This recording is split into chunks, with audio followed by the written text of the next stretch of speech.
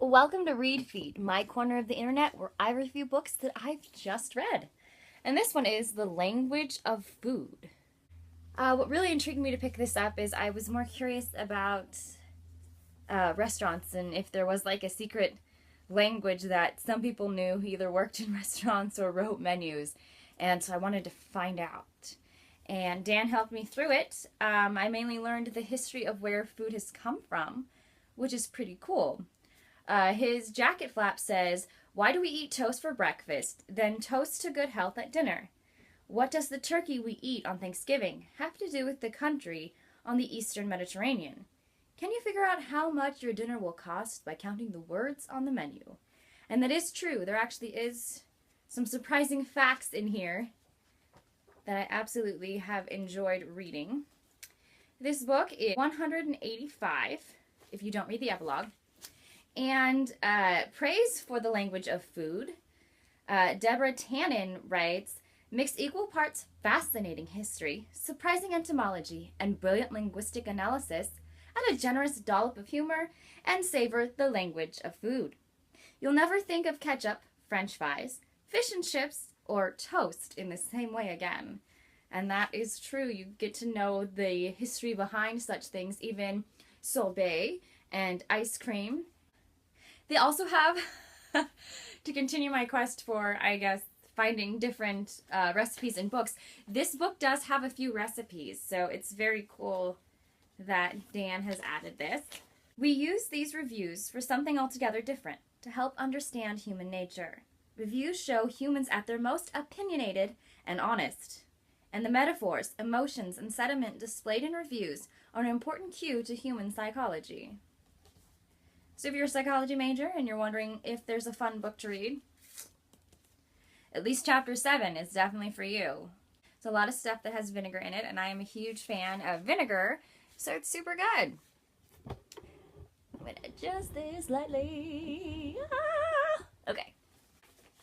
Here's a quote from the book I like on page 106, The Language of Food. "Although humans have a lot of ways of talking about negative events, and are especially traumatized when other people are rude or mean to them. Although people differ in all sorts of ways, perceive different tastes and smells, and range hugely in their personalities, these differences only serve to highlight the fundamental similarity as humans. We are a positive, optimistic race. We tend to notice and talk about the good things in life, like dessert and sex. And all this, joy and trauma, is visible in those reviews on the web, offering a little insight into the human psyche, along with advice on where to go for dinner.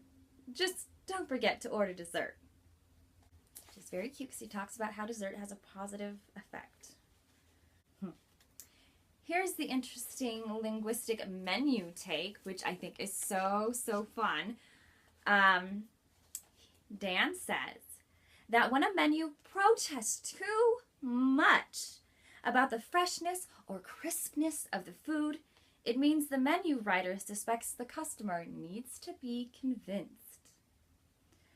Some expensive restaurants won't have to prove so much because they have it in their mindset that the customer doesn't need to be convinced because they believe that it is the freshest herbs. Alright, the linguist histories of flour and salt thus remind us of our ancient love for refined and salted foods. These linguist histories are a little reminder to enjoy the ripe fruits and seasonal vegetables, and to go easier on those white powders. Dan, you have a sense of humor and a way to wrap up these chapters that I simply enjoy.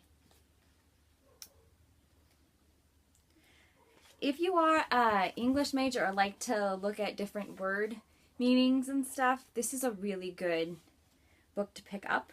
They also mention different new cookbooks. So I feel like with this book, not only did I gain knowledge of the language of food, but also this could help me if I was ever on Who Wants to Be a Millionaire or any other quiz show, because this has distinct knowledge of way back then facts. Way back then. Like the first cookbook in French and the first cookbook in Arabic. Macaroon, macaron, and macaroni remind us that the rare imported luxury of yesterday is the local popular culture of today. So thank you for joining me on this read feed that Dan has provided us with, The Language of Food. A linguist reads the menu. Thank you so much for tuning in. This has been Read Feed. Yum.